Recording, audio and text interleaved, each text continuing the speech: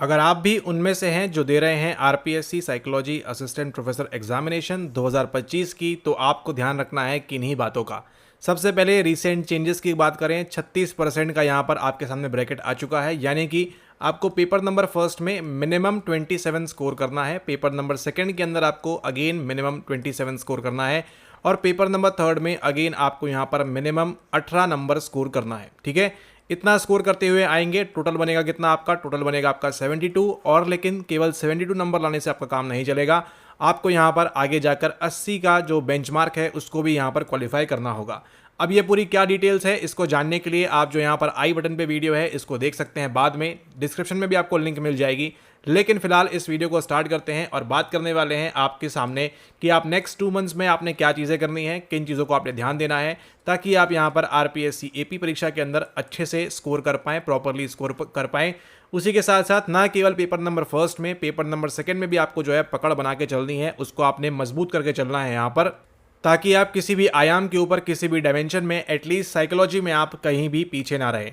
अब देखिए, third paper आपका जीके पोर्शन है, तो वो स्वयं से आप कर सकते हैं, उसमें कोई दिक्कत की बात नहीं है यहाँ पर। ठीक है, राजस्थान का जीके आएगा, थोड़ा बहुत डांस, नृत्य, ठीक है, गाने वगैरह आपसे पूछेंगे और कुछ चीज़ें पूछेंगे आपसे, तो उसको आप देख लें। लेकिन यहाँ पर पर्टिकुलरली बात करने वाले हैं आपके paper number first and paper number second के बारे में। तो देखिए, एक अच्छी बात यहाँ पर यह है, सबसे पहले वो क्या है, वो है कि आपका यहाँ पर ऑब्जेक्टिव पेपर होने वाला है, तो बढ़िया से आप जो है सवालों को लगाना स्टार्ट कर दें। ठीक है, ऑब्जेक्टिव सवालों को लगाना स्टार्ट कर दें। उसके लिए अगर आप स्वयं से कर रहे हैं तो उसके लिए आप क्या कर सकते हैं, आप चैट जीपीटी की मदद ले सकते हैं, चैट जीपीटी की सहायता ले सकते हैं। आजकल एआई इतना आगे बढ़ चुका है, आप जो बोलेंगे उस पर वो सवाल आपको दे देगा। लेकिन क्या आपने ऐसा करना है? हाँ, कर सकते हैं, आप बिल्कुल कर सकते हैं, इसको कोई दिक्कत की बात नहीं है अगर आप यहाँ पर सेल्फ स्टडी कर रहे हैं स्वयं से। तो बस इसमें क्या किल होगा आपका यहाँ पर टाइम, और वही तो आपके पास नहीं है। ठीक है, तो आप देखिए, अगर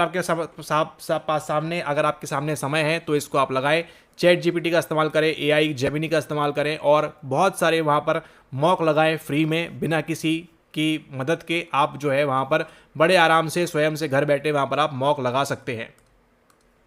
लेकिन क्या आपके लिए ये एक सही तकनीक होगी? क्या आपके लिए एक सही टेक्निक होगी? तो यहाँ पर बताएं आपको कि ये आपके लिए सही टेक्निक होगी। अगर आप यहाँ पर स्टूडेंट फेज के अंदर हैं, अगर आप यहाँ पर अभी भी अभ्यास कर रहे हैं, पढ़ाई कर रहे हैं, तो आप इसको कर सकते हैं। लेकिन अगर आप यहाँ पर वर्किंग प्रोफेशनल है, हाउसवाइफ है, जॉब ऑलरेडी है, पहले से आप परमानेंट जॉब कर रहे हैं और परमानेंट चाहते हैं यहाँ पर, तो आपको क्या ध्यान रखना है? आपको ध्यान रखना है यहाँ पर कि आप अपना क्या करें, आप अपना यहाँ पर टाइम सेव करें। और टाइम सेव के लिए यहाँ पर देखिए, टाइम सेव के लिए क्या करेंगे आप लगाएंगे PYQ। ठीक है, PYQ लगाना आपके लिए बहुत बहुत इंपॉर्टेंट है, बहुत बहुत ज़रूरी है, उस बात को आप यहाँ पर ध्यान रखें। ठीक है, और कौन सा लगाना है? जाके पुराना लगाना है क्या 2013-14 का? नहीं, कोई रिलेवेंस नहीं है उसका, चीज़ें काफ़ी चेंज हो चुकी है, बढ़ चुका है। उसको अगर हम बोलें, हमारी अगर आप बात मानेंगे तो नहीं भी लगाओगे तो आपका काम चल जाएगा। लेकिन जो आपका 2024 का आपका जो PYQ है, उसको आपको बड़े ही अच्छे तरीके से लगाना है। ठीक है, ये PYQ आपके लिए इंपॉर्टेंट है, कोई अलग से ऐसा मॉक वगैरह करने की ज़रूरत नहीं है। फ्यूचर में आएगा वैसे, लेकिन यहाँ पर आपको अलग से करने की कोई ज़रूरत नहीं है अगर आप यहाँ पर कंप्लीटली स्वयं से प्रिपेयर कर रहे हैं तो। ठीक है, PYQ में आपको यहाँ पर कम सवाल नहीं है, 300 सवाल मिल जाते हैं आपको। उन 300 सवालों को अगर आपने प्रॉपरली लगा लिया अच्छे से, तो आपका यहाँ पर AP का एग्ज़ाम बढ़िया हो जाएगा, बिना किसी दिक्कत, बिना किसी परेशानी के। लेकिन ध्यान रखना है किसका? 27 और 18, ये आपको दिमाग में बार बार रोटेट करते रहना है कि केवल आपको यहाँ पर इतने से काम नहीं चलेगा, आपके ये सवाल इतना सही होना चाहिए। ठीक है, और आप बात मानिए, कंपटीशन बढ़ने वाला है यहाँ पर, और इसके मुताबिक आपको बढ़िया सट के तैयारी करनी होगी। ठीक है, लास्ट टाइम ही देखिए आपका कट ऑफ वगैरह अच्छा खासा था, इस बार आपको और इंक्रीज यहाँ पर देखने को मिल सकता है, उसको आप यहाँ पर ध्यान रखेंगे। ठीक है, ओके। अब बात करते हैं यहाँ पर सिलेबस के बारे में। सिलेबस देखिए, आपका काफ़ी वेल डिफाइंड सिलेबस है। ठीक है, सिलेबस आपका वेल डिफाइंड है। पेपर नंबर फर्स्ट में क्या क्या आएगा दिया हुआ है, पेपर नंबर सेकंड में क्या क्या आएगा वो भी आपको यहाँ पर दिया हुआ है। ठीक है, तो दोनों का ही सिलेबस निकालें। उसका देखिए, एक बात खुद से करनी है, प्रिंट आउट अगर नहीं है तो क्या कर रहे हो आप? ठीक है, सिलेबस का प्रिंट आउट निकाल लो, उसको आपके लिए ज़रूरी है वो। ठीक है, सिलेबस का प्रिंट आउट निकालो। अगर आप हमसे जुड़े हुए हो, पढ़ाई कर रहे हो साथ में, ठीक है, प्रोग्राम का हिस्सा हो तो भी, नहीं हो तो भी, दोनों ही केसेस में आप जो है सिलेबस को प्रिंट आउट कर लो आज जाके तुरंत ही। ठीक है, ये रहा आपका सिलेबस, 2 पन्नों का है। अब इसमें भी आपके अगर रुपए खर्च हो रहे हैं तो फिर वो अलग बात है, लेकिन इसको आपने जो है यहाँ पर ये प्रिंट कराना आपके लिए ज़रूरी है। ठीक है, 5-5 यूनिट है, 2 पन्ने हैं यहाँ पर। ये आपका पेपर नंबर फर्स्ट का है और ये आपके पेपर नंबर सेकंड का है। ठीक है, तो दोनों को ही इसको आप प्रिंट आउट करा लें और जिस प्रकार से भी आप तैयारी कर रहे हैं उसमें आप मार्क डाउन करते जाएं कि क्या क्या आपको आता है, क्या क्या आपको नहीं आता है, क्या चीज़ें आपने सीखनी है। उसके लिए आप गूगल वगैरह कर सकते हैं, चैट जीपीटी वगैरह एआई का भी इस्तेमाल कर सकते हैं आप बड़े आराम से वहाँ पर, ठीक है। लेकिन आपको जो पढ़ाई करनी है सिलेक्टिवली पढ़नी है, ये भी आपको ध्यान रखना है। नीचे लिखा होता है वहाँ पर चैट जीपीटी और एआई जो है आपके प्रोन मतलब नहीं पता है तो ध्यान रखो, आपको प्रोन का मतलब यहाँ पर काम आएगा, ठीक है। प्रोन टू क्या है? प्रोन टू है आपके कि वो एरर्स आपको देंगे, ठीक है। तो आपको एरर्स नहीं करना है, आपको अच्छे से यहाँ पर तैयारी करनी है पेपर नंबर 2 की एंड पेपर नंबर 1 की।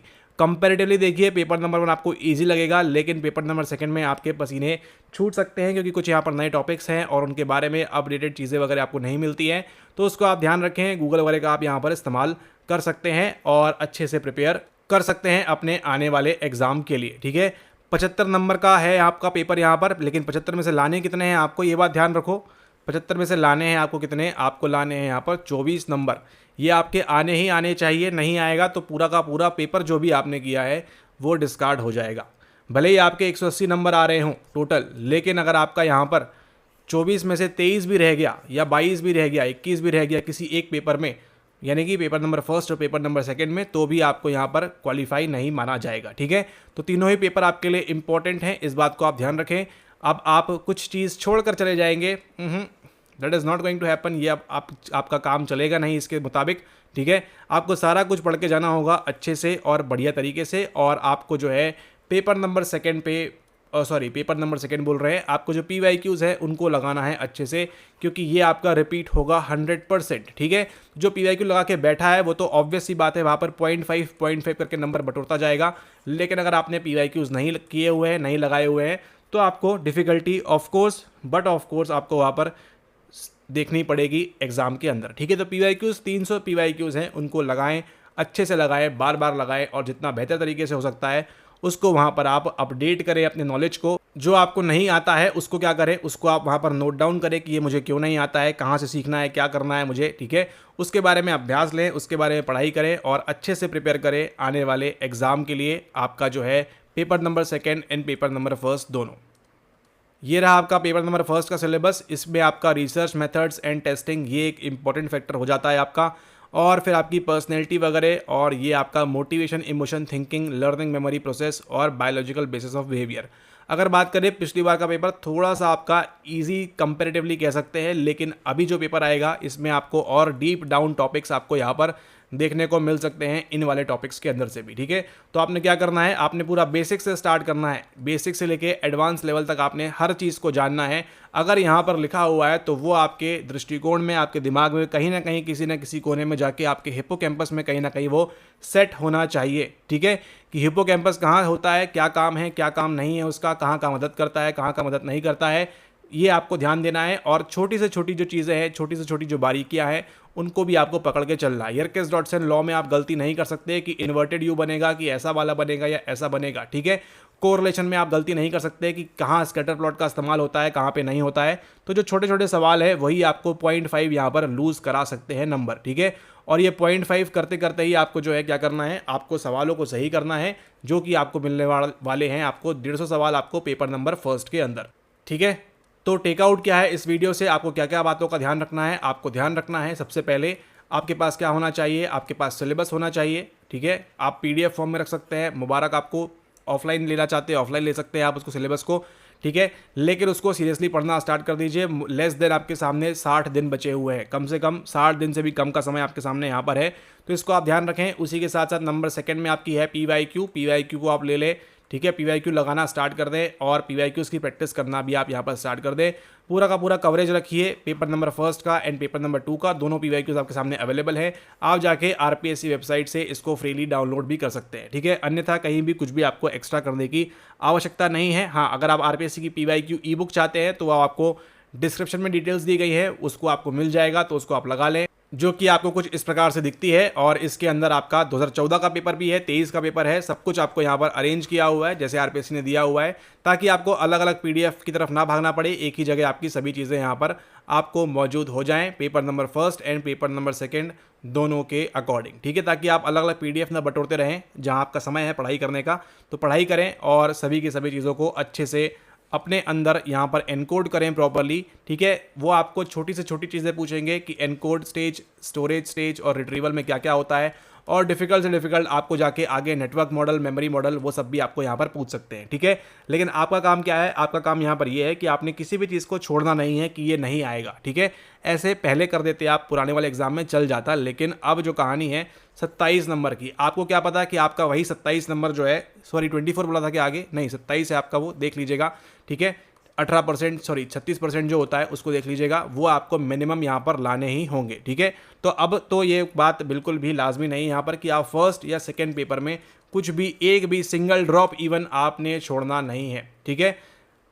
एक भी ड्रॉप यहाँ ना छोड़े, पीवाईक्यू का एक भी ड्रॉप, 300 सवाल एकदम कंठस्थ आपको जो है दिमाग में एनकोड होना चाहिए, इसका आंसर ये है, इसका आंसर ये है, इसका आंसर ये है, लगा लेना है आपने उसको कम से कम 10 बार नहीं, 20 बार नहीं, 50 बार कम से कम लगाना है आपको, ठीक है, सीरियसली होके। अगर आप इस एग्जाम के प्रति रियली ऑनेस्ट है, अगर आप चाहते हैं आपको यहाँ पर एक सीट मिले, सीटें वगैरह भी कम है साथ ही है यहाँ पर, तो उसके लिए आप इन प्रकार की चीज़ों को इंप्लीमेंट करें ताकि आपको एग्जाम के अंदर फायदा मिले। एक दो बार लगा के जाओगे, आपको बहुत ही रेयर चांसेस है कि आपको वहाँ पर मिलेगा, ठीक है। तो इसको आप ध्यान रखें। लेकिन अगर आप 50 बार, 10 बार, 20 बार, जितनी बार आप मैक्सिमम प्रैक्टिस करोगे, उतने आपके चांसेस इंक्रीज होंगे कि आप जो है एग्जाम के अंदर अच्छा परफॉर्म करोगे, ठीक है। एक बात का आपको और ध्यान रखना है, वो क्या बात है वो हम डिस्कस करेंगे आने वाली वीडियोस में, कि किस प्रकार से आपने पढ़ाई करनी है, कितना लेवल तक जाना है आपको, कितना डीप जाना है, कितना ऊपर शैलो पढ़ना है, उन सब के बारे में हम बात करेंगे आने वाली वीडियोज़ में। तो मुलाकात होती है आपसे नेक्स्ट वीडियो में। इस वीडियो के लिए इतना ही। अगर आप पहली बार देख रहे हैं तो चैनल को आप सब्सक्राइब करना ना भूलें, एंड देन उसी के साथ साथ वीडियो अगर पसंद आ रही है तो लाइक ज़रूर कर दें। और ये कुछ भी नहीं करोगे चल जाएगा हमको, लेकिन PYQs सिलेबस मैक्सिमम कवरेज आपकी वहाँ पर होनी चाहिए, that is the top most priority right now, ठीक है। तो इसको आप ध्यान रखें, हिंदी अंग्रेजी जो भी आपका माध्यम है उसके अकॉर्डिंग पढ़ाई अपनी स्टार्ट कर दें। क्वेश्चन देखो फिर से आएगा PYQ से, 14 से आएगा, 23 से आएगा, 14 नहीं भी लगाओगे आपका काम चल जाएगा, लेकिन 23 का आपको जो है PYQ, एक PYQ अच्छे से आपको जो है बनना चाहिए, कहाँ से क्या हो रहा है, क्या लॉजिक है, क्या उसके पीछे का नॉलेज है, वो सब आपको जानकारी होनी चाहिए, ठीक है। Thanks for watching the video, have a nice day, take care.